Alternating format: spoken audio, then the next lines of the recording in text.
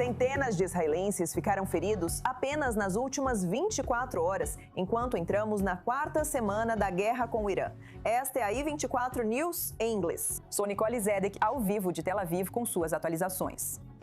Cerca de 200 pessoas ficaram feridas no sul de Israel no sábado à noite, após 2 ataques de mísseis balísticos do Irã. 11 pessoas ficaram gravemente feridas nos ataques a Dimona e Arad, incluindo um menino de 12 anos e uma menina de 5 anos. Hoje, no centro de Israel, pelo menos 15 pessoas ficaram feridas por bombas de fragmentação em diferentes áreas de Tel Aviv. No 23º dia de guerra, o Instituto de Estudos de Segurança Nacional divulgou novos números sobre sua dimensão. Mais de 940 mísseis foram disparados do Irã e mais de 550 drones em centenas de ondas de ataque visando o território israelense. As forças de defesa de Israel afirmam que cerca de 70% das capacidades de mísseis do Irã foram degradadas. Últimas informações do porta-voz das Forças de Defesa de Israel, general de brigada Epi Defran. Ezrahi Israel. Cidadãos de Israel, enfrentaremos mais semanas de combates contra o Irã e o Hezbollah. A cada dia, enfraquecemos ainda mais o regime terrorista. Não permitiremos que o regime terrorista e seus representantes ameacem os cidadãos ou a existência de Israel. Sua resiliência e força na frente interna desempenham um papel fundamental no sucesso da campanha. Vamos para uma atualização ao vivo com nosso correspondente da I24 News em inglês, Belix Dedin, direto de Tel Aviv. Belix, cerca de 15 pessoas ficaram feridas por bombas de fragmentação hoje. Qual a extensão dos danos e quantos locais foram atingidos ao certo? Sim, foi uma manhã intensa, na verdade, e depois mais uma rajada de mísseis por volta das 16 horas. Aqui tratamos de várias rajadas de mísseis, sendo que em cada uma apenas poucos foram disparados. A maioria deles, na verdade, usou munição de fragmentação. É por isso que estamos falando de uma grande variedade de locais de impacto em Tel Aviv, Petah Tikva, em outras cidades, incluindo Bat Yam, Holon, ao sul de Tel Aviv. Todas essas áreas foram impactadas pelos mísseis menores, ou, na verdade, pela munição de fragmentação, que é muito menos pequena. Mas, por outro lado, eles podem realmente atingir um grande número de locais, e foi isso que aconteceu. Em Tel Aviv, uma pessoa ficou gravemente ferida no centro de Tel Aviv como resultado de uma munição que caiu bem ao lado do carro dela, na verdade. E também houve danos em 2 prédios residenciais no centro de Tel Aviv. Isso aconteceu há apenas algumas horas. E está claro que as munições de fragmentação, aparentemente várias delas, na verdade atingiram aquele prédio residencial, mas uma pessoa lá também ficou gravemente ferida. A maioria das outras está em estado leve ou moderado, com ferimentos leves. E também as pessoas que ficaram feridas em Holon e Bat Yam foram 2 pessoas que ficaram levemente feridas. Mas houve danos também às casas, aos apartamentos lá. Então, mais um dia com uma manhã muito intensa, mas nas últimas horas estamos falando de uma relativa calma, especialmente durante esta noite. Isso, é claro, não garante que não vamos enfrentar outra rajada de mísseis durante a noite, especialmente. Sabemos que o Irã foca em rajadas de mísseis durante a noite para atrapalhar a vida diária dos israelenses. E isso tem sido um desafio por si só. E claro, estamos esperando que mais e mais mísseis possam chegar. É que a munição de fragmentação tem sido um desafio para o sistema de defesa aérea israelense, sendo a ogiva unitária, claro, também um desafio. Mas a maioria deles, como sabemos, foi interceptada. A única tragédia aconteceu ontem em Dimona e Daraj. Voltaremos com mais atualizações do sul de Israel e desses 2 locais. Enquanto isso, Bali, pelo que sabemos, no centro de Israel, os feridos estavam realmente dentro de um quarto seguro, estavam tentando chegar a um quarto seguro ou estavam fora de um quarto seguro quando esses ferimentos aconteceram. Bem, a pessoa que ficou gravemente ferida estava, na verdade, em seu carro. Ele estava dirigindo. Ele tentou parar e então imediatamente o impacto aconteceu a poucos metros dele. E ele ficou ferido como resultado da explosão. Ele está hospitalizado. Ele também está consciente, podemos dizer, porque ele também falou com a mídia israelense. Então não há risco para a vida dele.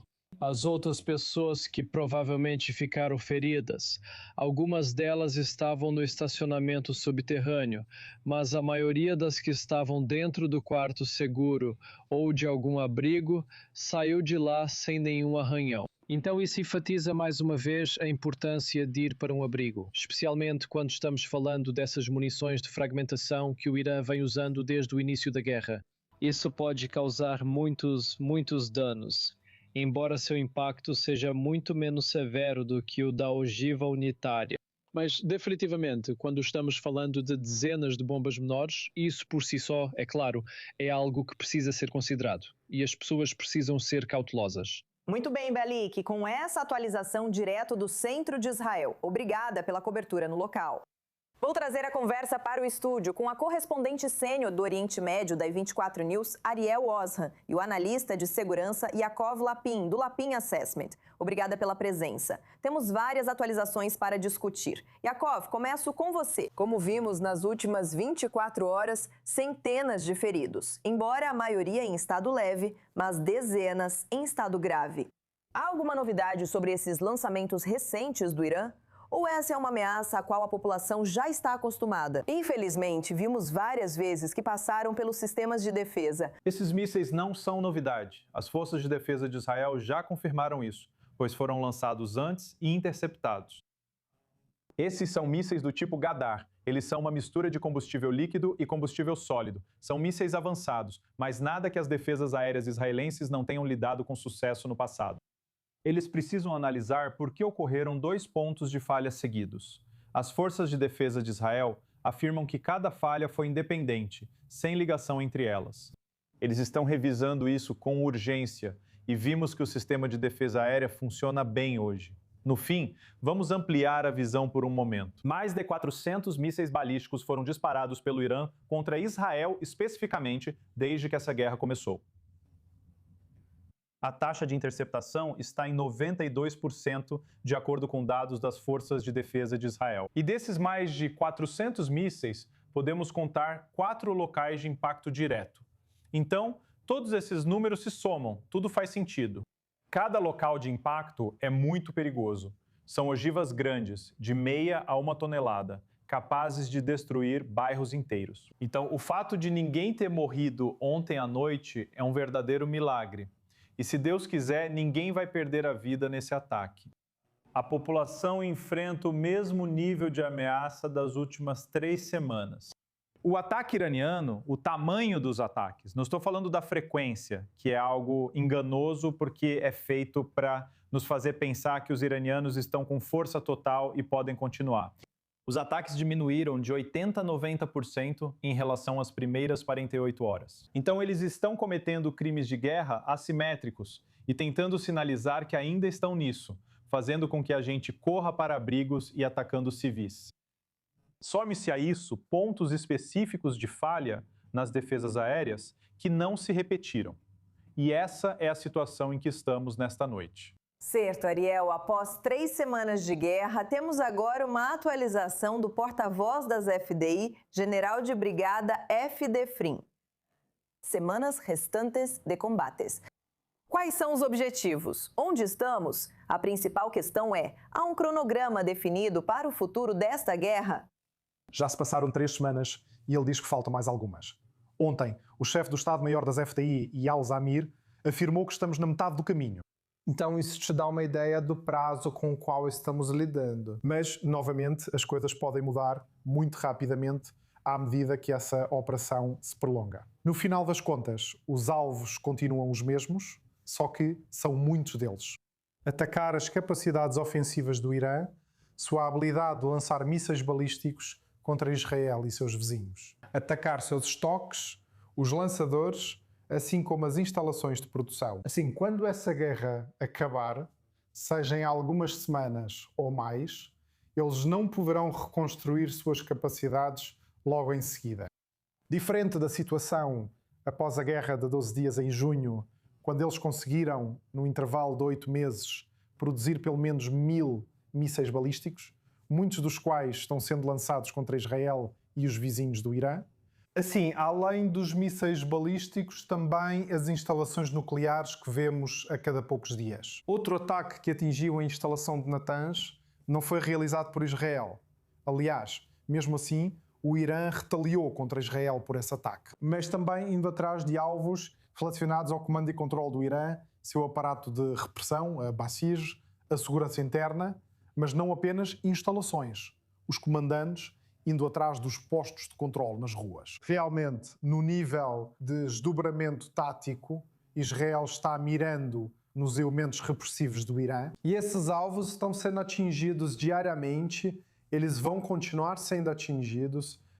E dado o fato de que a República Islâmica incorporou profundamente seu aparato militar em todo o país, há muitos alvos para serem atacados. E isso é algo que estamos vendo agora, incluindo relatos apenas na última hora de ataques em andamento na capital iraniana. Yaakov, quero te perguntar sobre uma atualização em Israel, pois a Defesa Civil segue lidando com essas ameaças. Temos uma atualização em relação aos voos que saem do aeroporto Ben Gurion. Agora, eles serão reduzidos para apenas 50 passageiros por voo. Agora, em termos gerais, você pode explicar para nossos telespectadores como está funcionando a operação para permitir a entrada e saída de passageiros dessa área? O aeroporto, 3 semanas após o início desta guerra. Sim, tudo isso envolve gerenciamento de risco. Manter aeronaves no ar enquanto mísseis chegam é claramente um desafio de gerenciamento de risco. Agora veja, no fim das contas, o que eles estão tentando fazer é, antes de tudo, minimizar, obviamente, o número de pessoas que estão no ar a qualquer momento, assim como estão minimizando o número de pessoas que podem se reunir no solo. Então, tudo faz parte do mesmo padrão. Mas você tem, além disso, sabe, o número de aeronaves no céu em qualquer momento, porque uma vez que os alertas são dados, sabe, os pilotos também precisam ser notificados. Talvez precisem pegar rotas diferentes, mudar altitudes e evitar o espaço aéreo israelense se iam entrar nele. É um equilíbrio delicado. Então eles querem manter os céus abertos durante a duração desta guerra, mas não conseguem chegar nem perto da capacidade total. E isso é, sabe, uma verdadeira gestão de riscos. Acho difícil imaginar qualquer outro país mantendo seus céus abertos nessas condições. Então é uma conquista haver qualquer voo sob esse tipo de ataque de mísseis. E sim, quer dizer, é isso que estamos vendo. É uma gestão de riscos realmente precisa. Até agora, aliás, tudo bem.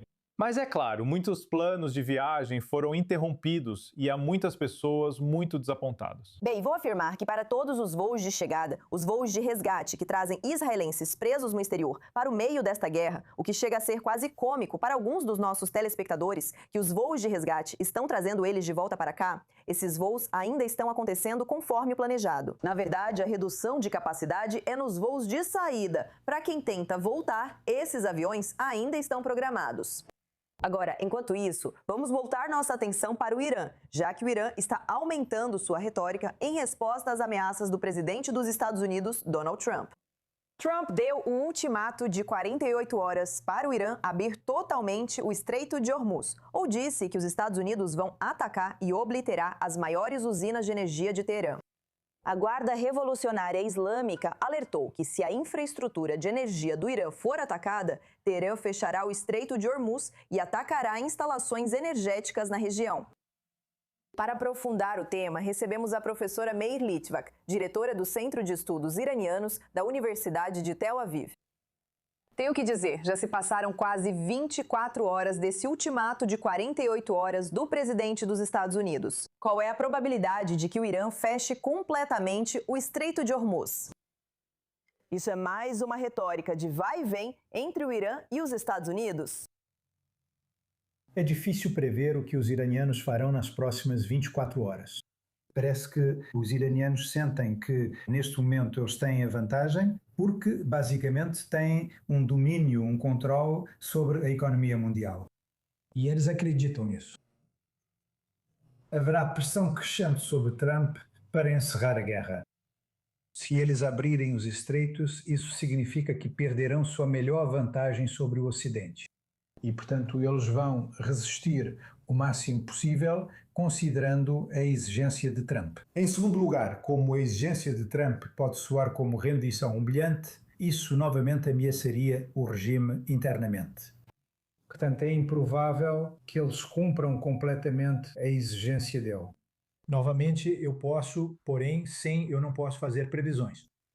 É possível que ambos os lados estejam estejam andando na beira do precipício na esperança de que o outro lado pisque primeiro e recue no último momento? Ouvimos o ministro das Relações Exteriores do Irã, Abbas Araghchi. Ele argumentou que o Estreito de Hormuz já está aberto, só não para navios inimigos, sem realmente especificar quais são esses navios inimigos. Mas será que isso sinaliza, possivelmente, como o regime está tentando caminhar nessa linha tênue de afirmar que o estreito não está totalmente fechado, apenas funcionando do jeito que eles querem? Sim, em grande parte. Aliás, também há uma política de dividir os rivais. Se os estreitos estão abertos para aqueles que não são inimigos do Irã, isso significa que países como China, Japão e até os países do Golfo Árabe podem passar pelos estreitos se nos apoiarem ou se não forem contra nós. Se apoiar os americanos, será considerado inimigo.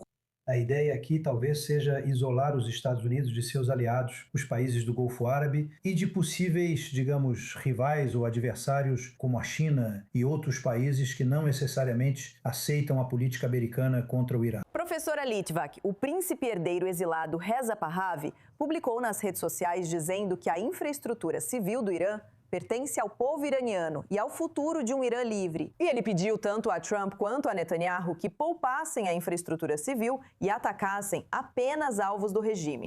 Se essa infraestrutura civil for atingida, o que isso representa para o regime e o povo iraniano? O povo iraniano claramente vai sofrer muito. A questão é que tipo de golpe os americanos vão dar a essa infraestrutura.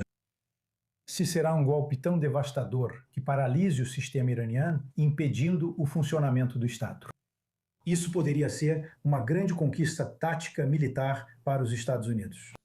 As implicações estratégicas podem ser muito diferentes.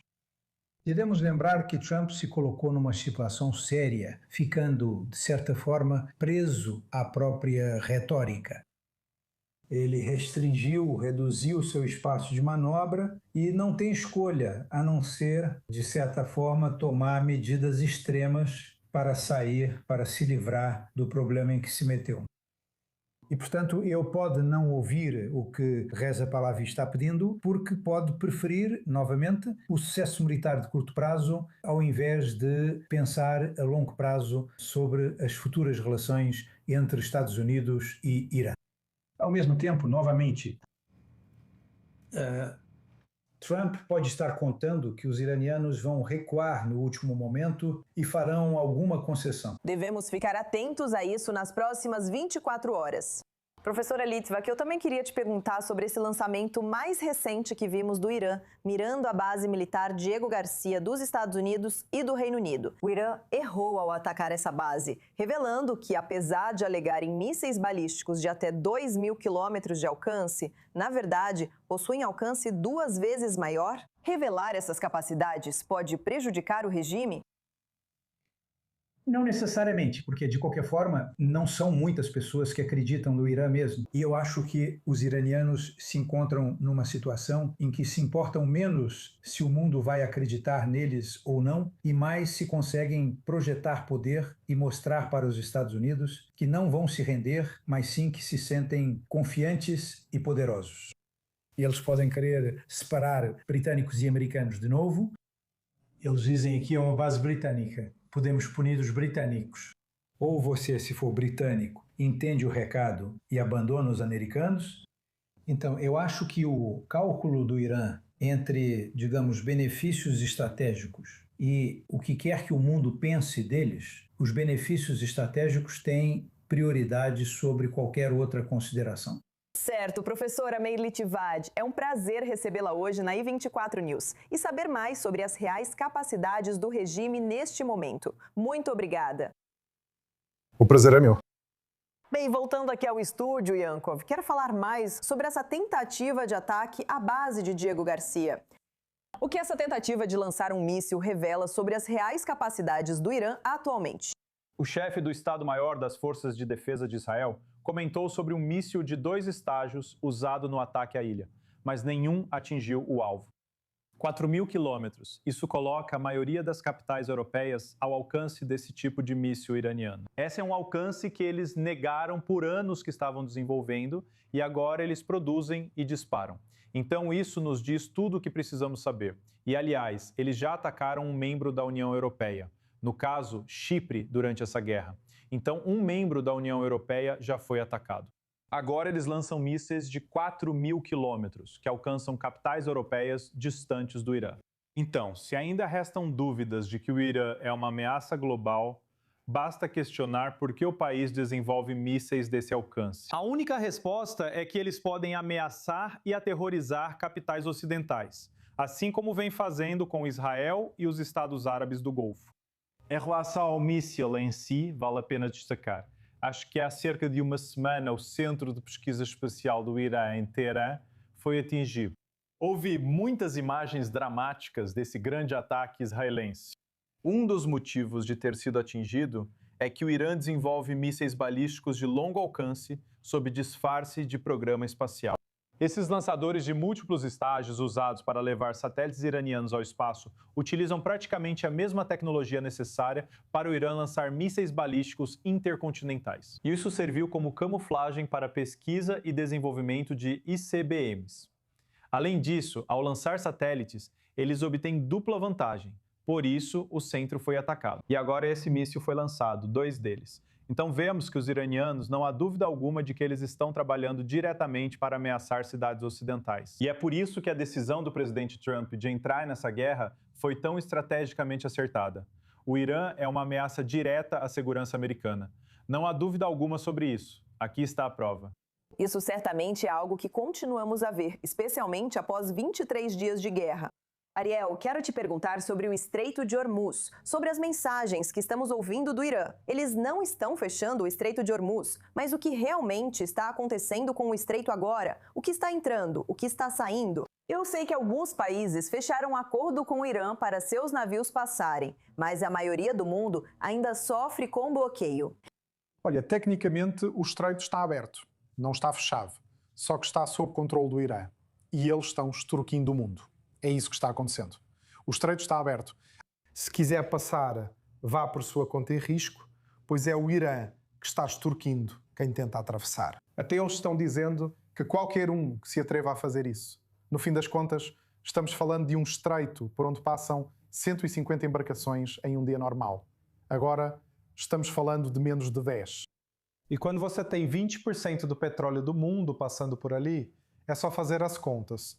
E isso é uma interrupção significativa. Eles dizem que não miram os Estados do Golfo, mas sim bases dos Estados Unidos, como se só houvesse embaixadas lá.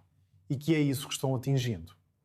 O mesmo vale para o Estreito de Hormuz. Eles dizem que está fechado, está aberto, mas essencialmente está fechado. Mas quero destacar uma declaração muito interessante de um alto funcionário dos Emirados, o conselheiro diplomático do presidente dos Emirados Árabes Unidos, Anwar Gaguer, dizendo: não estamos mais falando apenas em acabar com essa agressão iraniana com um cessar-fogo. O fim disso precisa ter limitações críveis, conter a ameaça nuclear do Irã, seus mísseis, seus drones e a intimidação nos estreitos. É inconcebível que essa agressão se transforme em um estado permanente de ameaça. É isso que estamos ouvindo do Golfo, dos emiravenses. E essa é uma declaração muito lúcida, dizendo que não basta apenas apertar o botão de parar. Os países do Golfo querem receber garantias. E isso não vem apenas dos Emirados Árabes Unidos, mas de uma declaração conjunta de todos os países do CCG, todos os 6, todos os quais já foram alvo do Irã, embora não no mesmo nível. Todos eles estão dizendo que isso precisa terminar com limitações credíveis às capacidades ofensivas do Irã. E aqui os Emirados Árabes Unidos estão indo um passo além, também mirando na mentalidade de intimidação do Irã, dizendo que eles não poderão mais impor essas limitações no Estreito de Hormuz. Então, qualquer um que espera que essa guerra termine agora está desconsiderando os desejos dos mesmos países que estão sendo alvo neste momento. E isso também indicaria que precisam ser tomadas algumas medidas adicionais contra o Irã para limitar sua capacidade de fazer o que está fazendo agora. Algo precisa mudar. E no que diz respeito aos emiradenses, eles não estão dispostos a ver essa guerra terminar até que essas medidas sejam tomadas. Uma declaração reveladora dos emiradenses. Ianco, militarmente, o que os Estados Unidos precisariam para realmente impedir o Irã de dominar o Estreito de Hormuz? Esse é o paradoxo, pois quase toda a marinha do Irã já foi destruída. A maioria dos navios de minagem deles já foi destruída, dezenas deles.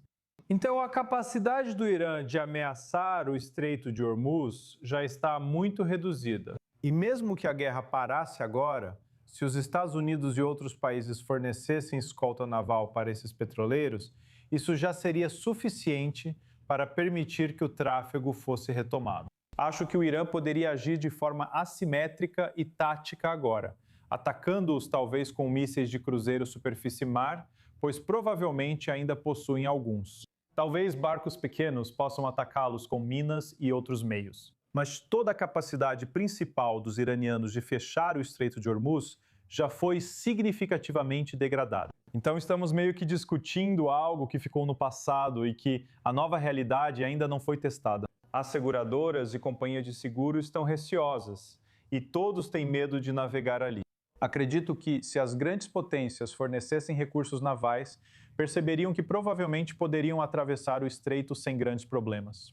Tudo certo, ainda não concluímos essa conversa, mas, senhores, permaneçam no estúdio, faremos uma pausa rápida. Ao voltarmos, falaremos sobre a pressão dos Estados Unidos no Estreito de Hormuz, traremos a visão americana e analisaremos o impacto direto em Dimona, no sul. Mostraremos tudo após o intervalo. Fique conosco.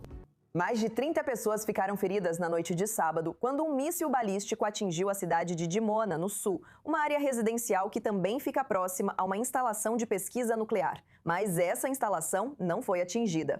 A infraestrutura civil foi atingida, incluindo um prédio que abrigava um programa extracurricular para crianças carentes. É nisso que o regime iraniano está mirando. O correspondente da I24 News em inglês, Joe Brown, foi até o local do ataque e fez este relato. Nas últimas semanas, o Irã tem usado munições de fragmentação, principalmente para atacar Israel, pois cobrem uma área muito maior. Mas os mísseis unitários, como os que vimos hoje no sul de Israel, em Arad e em Dimona, que é onde estou agora, conseguem causar muito mais danos, mesmo que seja em uma área muito menor. Mas você pode ver bem atrás de mim a quantidade de danos que isso causou. Mas também nesta área, que é um centro para crianças carentes serem cuidadas depois da escola, você pode ver porque as diretrizes do Comando da Frente Interna são tão importantes. Vamos dar uma olhada neste prédio aqui. Como você pode ver à direita, ele foi praticamente destruído. O prédio quase com certeza terá que ser demolido. Mas à esquerda dele você pode ver que há uma grande parte que ainda está de pé. E isso porque este é o quarto seguro fortificado. Se houvesse pessoas no centro, é aqui que elas estariam. E, como resultado, é provável que elas tivessem ficado relativamente ilesas, especialmente porque o míssil balístico caiu bem aqui, literalmente a uns 3 metros na frente, e de forma semelhante caiu bem na frente deste prédio aqui. Você pode ver o mesmo tipo de dano que ele causou com as janelas estouradas e a fachada completamente destruída. Mas, se você olhar novamente para o lado direito, é a mesma coisa. Você pode ver que está completamente intacto. E isso porque, da mesma forma, este é o quarto seguro fortificado. Aqui as pessoas teriam ido se seguissem as orientações do Comando da Frente Interna das Forças de Defesa de Israel. Essas orientações do Comando da Frente Interna deveriam começar a ser flexibilizadas nesta área a partir de hoje. Foi anunciado na quinta-feira que as atividades educacionais seriam retomadas nesta área e que aumentariam o número de pessoas permitidas para se reunir em um só lugar. Mas após os ataques de ontem à noite aqui em Dimona e também em Arad, eles decidiram não seguir adiante com isso.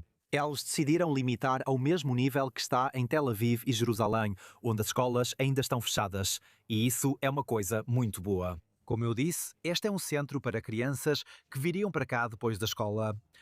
Então, enquanto vimos vídeos em Dimona de pessoas filmando o míssil de um ângulo muito próximo, o que gerou muitas críticas entre os israelenses por não seguir o Comando da Frente Interna.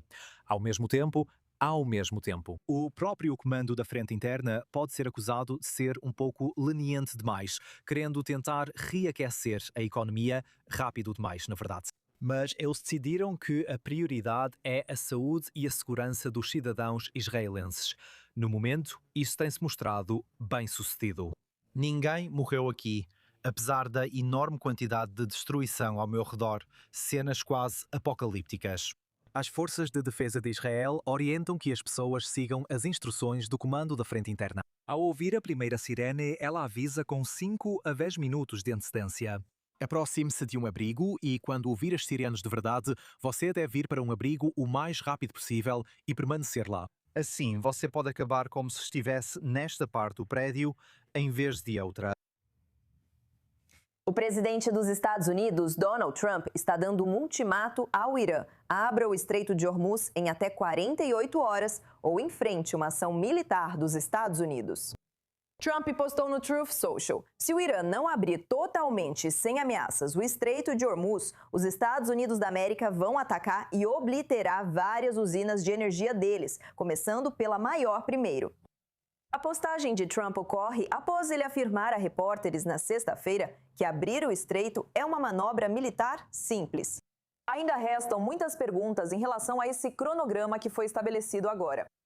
Agora estamos com Joel Rubin, ex-vice-secretário assistente de Estado dos Estados Unidos e autor do The Briefing Book no Substack, falando de Washington. Joel, ótimo te ver como sempre. A contagem regressiva já começou? Os Estados Unidos estão se preparando para atacar a infraestrutura de energia do Irã?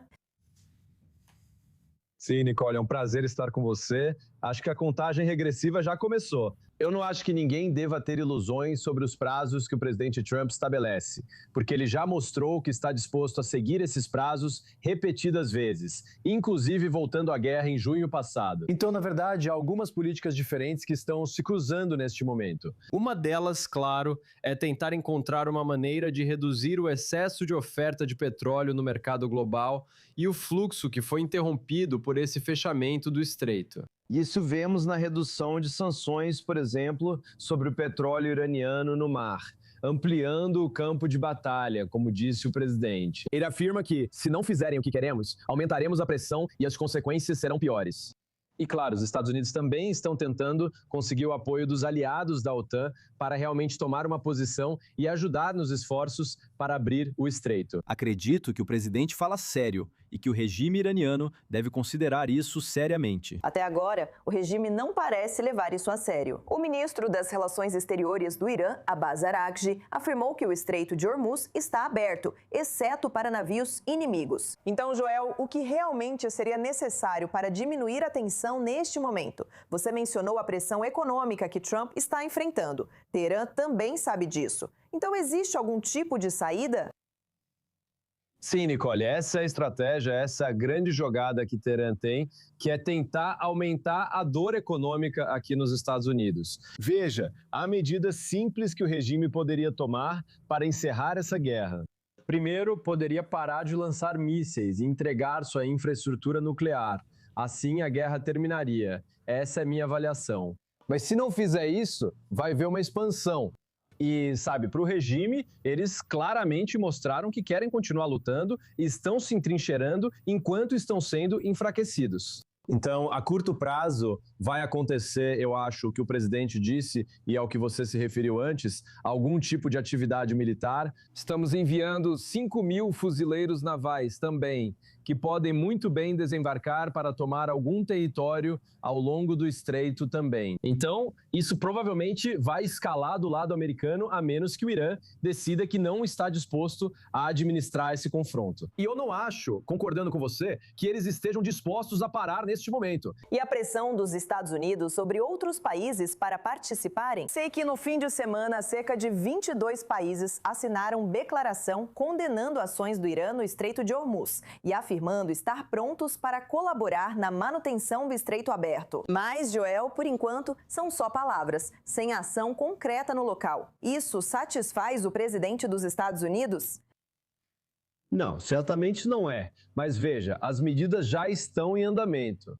Infelizmente, não dá para esperar que os europeus e outros aliados realmente entrem nessa luta, porque eles não veem isso como um problema deles, mas é sim. E acho que o principal ponto aqui é que à medida que os preços do gás sobem, como o Irã demonstra, ele agora pode lançar mísseis balísticos a 4.000 quilômetros. Acho que nossos aliados na Europa estão começando a acordar para a realidade de que é melhor eles ajudarem a resolver e acabar com essa situação desprezível que estamos enfrentando, onde o Irã continua sendo um inimigo para todos os seus vizinhos, bombardeando vizinhos em todos os lugares, atacando áreas civis, mirando também em áreas religiosas, quase atingindo as áreas mais sagradas da Cidade Velha. Então, sabe, acho que o apoio político está crescendo, como você mencionou, agora vai ser preciso mais. E se não houver mais, eu realmente acho que o presidente Trump provavelmente vai continuar a criticá-los publicamente e talvez haja outras ações. Espero, por enquanto, que ele tente trazê-los para a nossa coalizão, não puni-los, pois isso prejudicaria seus esforços para se unir a nós. Joel, queria também te perguntar sobre uma declaração recente do Departamento de Estado. Eles emitiram um alerta mundial para todos os americanos, especialmente no Oriente Médio, para que tenham mais cautela diante das ameaças iranianas no exterior. O que isso revela sobre a expansão da guerra fora do Oriente Médio? Há risco real para americanos no exterior? Eu temo que seja. Esse é um dos desdobramentos que sempre foi motivo de grande preocupação para aqueles que acompanham essa situação e para nós que dizíamos que uma ação militar pode gerar efeitos colaterais negativos. E um deles é que os iranianos, veja, a República Islâmica nunca deixa de querer atacar alvos vulneráveis. Nós sabemos disso nos Estados Unidos, Israel sabe disso, a comunidade judaica sabe disso, que para eles, alvos vulneráveis são alvos legítimos. Acho que o nível de ameaça aumentou por causa disso. Até mesmo na semana passada, Tulsi Gabbard, a diretora de Inteligência Nacional, basicamente testemunhou que está profundamente focada na ameaça doméstica aqui nos Estados Unidos. Então, é uma dinâmica horrível, mas os iranianos parecem considerar todos os civis como alvos legítimos. O Departamento de Estado divulgar isso indica que está coletando conversas e reunindo informações de inteligência que o levam a se preocupar com o maior risco para americanos. Joe Rubin, é ótimo tê-lo na I24 News, como sempre, e ouvir seus comentários. Obrigada! Aqui no estúdio, continuo com Ariel Osran e Yankov Levin. Yankov, ouvindo essa retórica dos Estados Unidos e as opções militares em análise, quero aprofundar sobre a ilha Karg, pois mais tropas americanas estão indo para a região. Há cada vez mais especulações de que essas tropas poderiam ser usadas para realmente tomar a ilha de Karg. Como seria na prática uma operação assim? O que ela incluiria? Temos que presumir que o CENTCOM já preparou esse tipo de incursão para tomar o controle basicamente da ilha de exportação estratégica do Irã. E o problema, eu acho, não é a incursão. Acho que os Estados Unidos são mais do que capazes de fazer isso. Eles já eliminaram basicamente todas as instalações militares naquela ilha. E não vai ser muito difícil para eles, eu acho, tomá-la. A questão é manter o controle. E é aí que tudo complica, pois se essa decisão for tomada e Trump está claramente relutante, não parece que ele esteja se apressando. Ele usou isso como ameaça.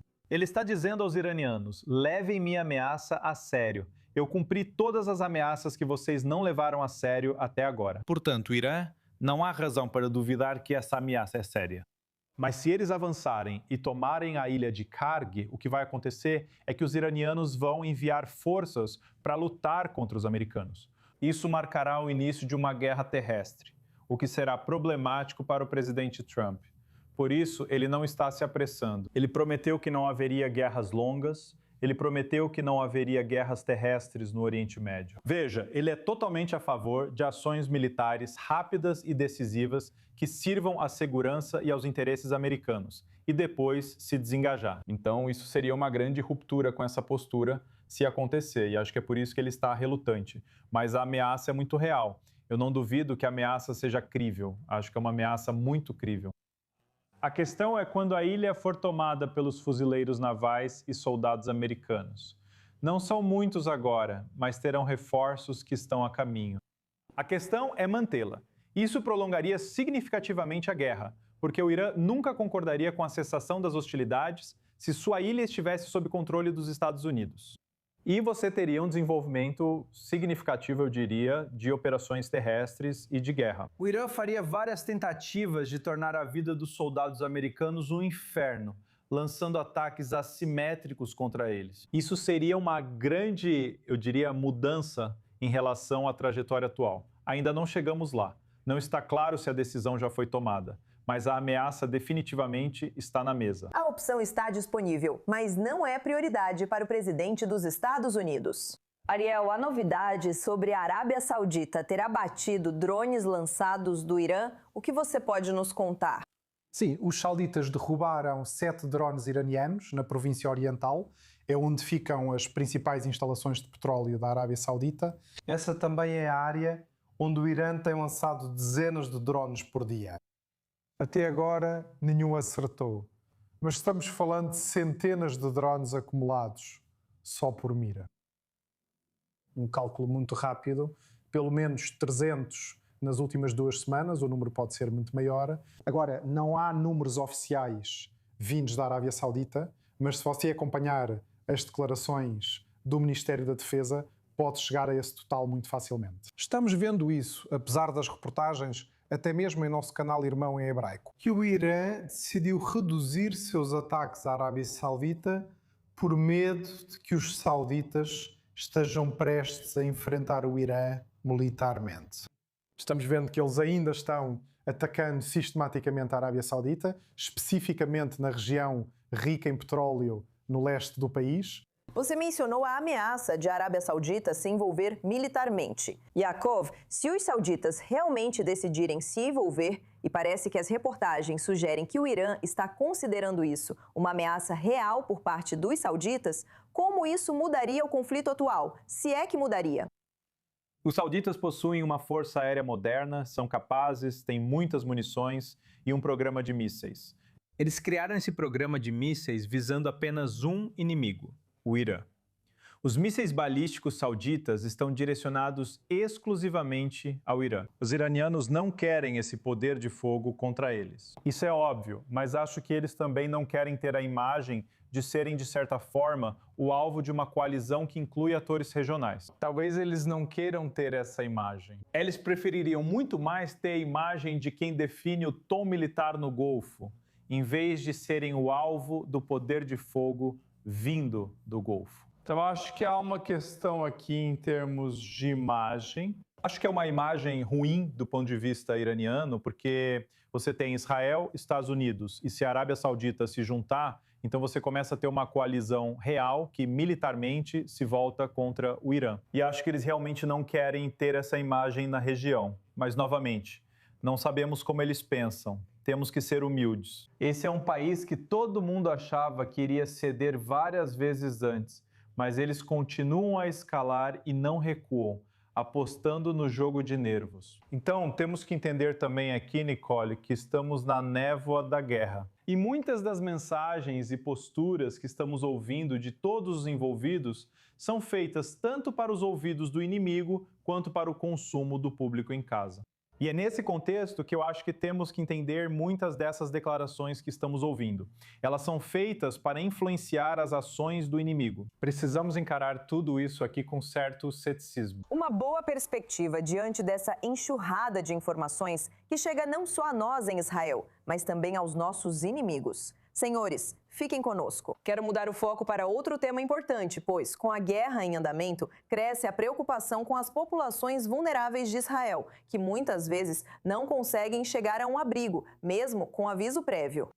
Semana passada, um casal na faixa dos 70 anos foi morto indo para seu quarto seguro.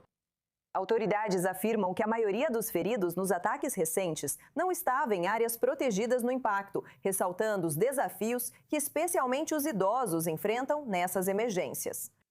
O que mais pode ser feito para proteger populações em risco na guerra? Para discutir, estamos agora com a doutora Yael Beben-Mist, especialista em gerontologia, saúde e serviços de bem-estar. Yael, obrigada por estar conosco esta noite na I24 News. Aos telespectadores em casa, aviso que ao ouvirem sirenes, restam apenas minutos ou segundos para buscar abrigo. Quais os principais desafios para as populações idosas? Primeiro, acho que devemos reconhecer que temos dois segmentos diferentes de idosos na população. O primeiro segmento é vulnerável e vamos falar sobre eles daqui a pouco. O segundo segmento tem uma resiliência mental muito forte.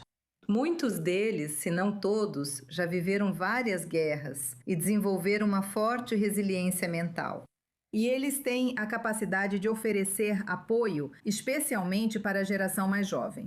Então, eu acho que esse é o momento de deixá-los apoiar os outros e dar o exemplo de que, apesar de tudo, nós podemos continuar, somos fortes e conseguimos passar por esses tempos difíceis.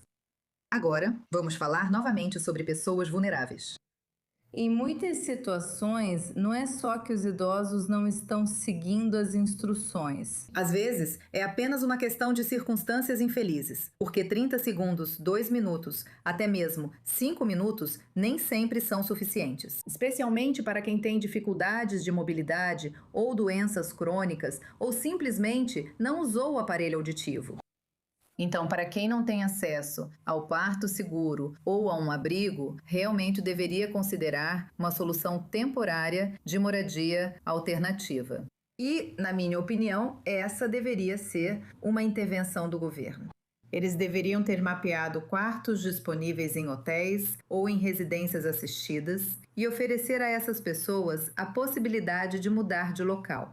Eu sei que muitos hotéis receberam evacuados no início da guerra e tiveram uma experiência ruim, porque tiveram que reformar todos os quartos depois que as famílias foram embora. Mas isso não é uma família com crianças.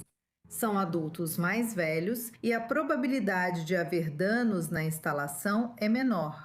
Então, ainda não é tarde demais e nós ainda fazemos um mapeamento.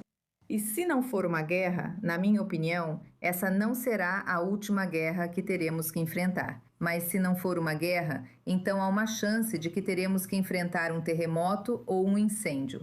Então, não importa, nós temos que mapear a população, temos que mapear os quartos de hotel e as instalações de moradia assistida. E quanto às diretrizes atuais, elas são suficientes? Ou será que as instruções do Comando da Frente Interna deveriam, na verdade, fazer mais para se adaptar, especialmente para as populações mais idosas? Então, para quem está ficando em casa, se for possível dormir no quarto seguro, essa é a solução mais eficaz. Se não for possível, então ao lado da cama você deve deixar um sapato adequado preparado. E se você usa auxílio para caminhar, então deixe o auxílio ao lado da cama. Se você usa uma bengala, prefira usar um andador, porque é mais seguro. Ao ouvir o alarme ou pré-alarme, vá imediatamente para o quarto seguro ou abrigo. Não espere, cada minuto importa e todos os adultos devem sentar antes de levantar. Eles precisam se sentar por 10 segundos, 20 segundos. Caso contrário, há o risco de caírem. E é muito importante, aliás, saber que se alguém cair, quebrar o quadril ou se machucar a caminho do abrigo ou do quarto seguro, essa pessoa é reconhecida pela Previdência Social e pode receber indenização. Só para você saber, e espero que nunca precise usar essa informação, se você cuida de alguém com declínio cognitivo, e se for muito difícil levá-los para o quarto seguro ou para o abrigo, tente levá-los para o quarto. Não apenas na situação de emergência, porque eles vão sentir o estresse e não vão querer ir. Então tente ir até lá e fazer algumas atividades no quarto seguro ou no abrigo. Assim, quando for necessário, eles irão com você facilmente. Dicas valiosas que podem salvar vidas, especialmente agora. Doutora Yael Beben-Nist, obrigada por estar na I24 News English esta noite. Uma discussão essencial. Boa noite. De volta aqui no estúdio, eu quero te perguntar, Yaakov, sobre as ameaças contínuas que Israel enfrenta. Com 23 dias de guerra em andamento, houve relatos na semana passada de que as baterias do Comando da Frente Interna, as baterias de defesa antimísseis que estavam interceptando alguns desses ataques, estavam ficando com pouca munição. Esses relatos foram depois comprovados falsos. Mas, realisticamente, estamos falando sobre Israel conseguir sustentar mais semanas dessa guerra e continuar a disparar todos os diferentes mísseis que o Irã continua lançando contra nós? Oficiais de defesa negam falta de munição, chamando isso de fake news. Eles têm interceptadores suficientes para uma guerra longa. Agora, veja, acho que também precisamos usar o bom senso aqui. Será que realmente teríamos entrado? Vale lembrar que Israel, em uma guerra preventiva por autodefesa e sobrevivência, iniciou o ataque. Será que teria feito isso sabendo tudo o que sabe sobre o estoque de mísseis iranianos? Todas as avaliações indicam que os iranianos disparam bem menos do que o pior cenário previsto pelas forças de defesa de Israel. Então vamos juntar tudo isso. E simplesmente não faz sentido a ideia de que teríamos entrado nisso com um estoque inadequado de interceptadores. Agora, isso significa que não são feitos cálculos sobre quais tipos de interceptadores fabricar para garantir que Israel possa se manter em termos de defesa aérea? Esses cálculos obviamente estão sendo feitos. É senso comum ao gerenciar recursos em um conflito longo. Você fala sobre decidir quais cais em áreas abertas? Houve relatos na semana passada de que munições cluster podem não ser totalmente interceptadas, pois são explosivos menores. Se as pessoas estiverem no quarto seguro, não devem se ferir. Sim, falo das áreas abertas e dos interceptores. Vale lembrar que Israel possui defesa aérea em múltiplas camadas. Então, às vezes, pode escolher qual é o melhor e qual vai usar para diferentes tipos de situações. E eles estão continuamente revisando e estudando cada uma de suas decisões para procurar erros, como os erros graves que tivemos ontem à noite no Sul. E eles vão aprender com isso. Temos atualizações de software, pois muitos algoritmos detectam a rota do míssil. Sobre as munições cluster, veja, os iranianos, você sabe, descobriram uma maneira de basicamente liberá-las antes que o míssil seja interceptado. Houve alegações de que, mesmo interceptado, eles liberam munições cluster, embora eu ache que geralmente isso ocorre antes. As munições cluster são ogivas de vários quilos. Basicamente, cada munição cluster é como se fosse um foguete Grad, em termos do impacto que ela causa. O que vemos agora é o que o sul de Israel enfrenta há 20 anos. Esse é o nível de ameaça que lidamos. É sério. E agora estamos realmente vivenciando isso. Um quarto seguro ou abrigo pode lidar com isso, ao contrário de um impacto direto de míssil, como vimos ontem à noite. Todos percebem claramente a grande diferença entre esses impactos. E vamos ver as defesas aéreas continuarem aprendendo e melhorando de uma interceptação para outra. Vamos ver os engenheiros de mísseis iranianos tentando aprender e melhorar. Essa é a corrida armamentista. E a guerra é tanto uma competição de aprendizado quanto uma competição de balas e bombas. Estamos vendo isso acontecer em tempo real. Sim, com certeza, muitas lições virão quando a névoa da guerra, como você disse, começar a dissipar. Certo, senhores, continuem conosco no estúdio. Ainda temos 1 hora de atualizações para discutir. Mais uma vez, para nossos telespectadores, se você está nos acompanhando agora, este é o 23º dia da guerra de Israel e dos Estados Unidos contra o Irã. Estamos trazendo para você todas as atualizações mais recentes sobre isso. Agora, entrando na 4ª semana desta guerra, temos muito mais para discutir. Fique conosco na I24 News.